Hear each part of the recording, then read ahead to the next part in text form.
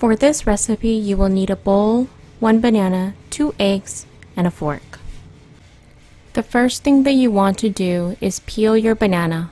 After peeling your banana, you want to break it into smaller pieces in your bowl and smash it with your fork.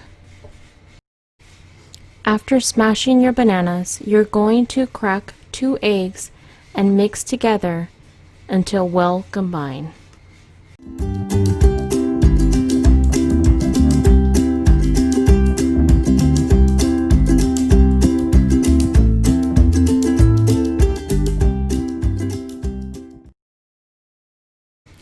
Your mixture should look just like this.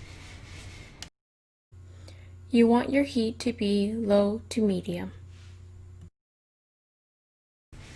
You are going to spray your pan with a non-stick spray, or you can add a teaspoon of butter. When the edges start to look cooked, you're going to flip it over carefully.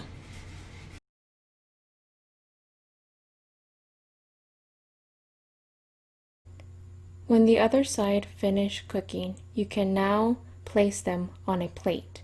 You can eat them plain, add slices of banana, or whatever toppings you prefer.